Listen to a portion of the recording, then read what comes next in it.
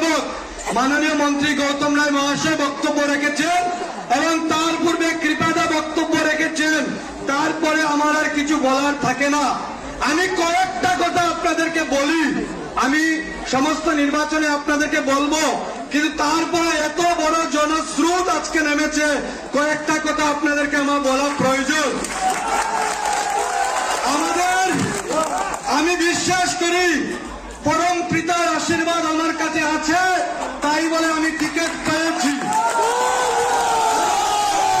আশীর্বাদ আছে বলে আমার জয়ের সম্ভাবনা প্রবল। এবং তার থেকে বড় জিনিস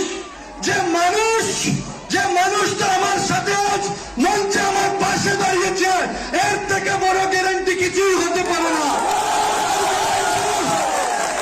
আমার সম্মুখে দাঁড়িয়ে থাকা আপনারা যারা হাইলাকান্দির সম্মানীয় ভোটাররা আছেন, নিজের বুকে আজ হাত দিয়ে বলুন আমাদের বুকটা কত বড় যে আমাদের অভিভাবক আজকের দিনে আমাকে আশীর্বাদ করার জন্য আমার সাথে মঞ্চে দাঁড়িয়েছেন। সেই জন্য আমার অন্তরের অন্তঃস্থল থেকে ওনাকে ধন্যবাদ জ্ঞাপন করি।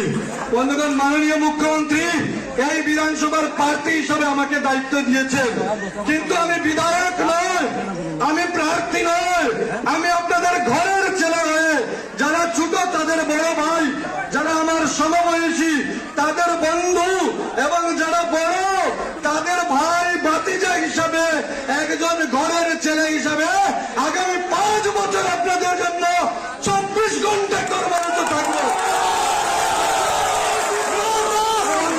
বলি আগামী 9 এপ্রিল বিকাল 5টা পর্যন্ত আপনারা সবাই আমার দায়িত্ব নেবেন এবং বিকাল 5:01 থেকে আগামী 5 বছরের জন্য আপনাদের এবং আপনাদের ঘরের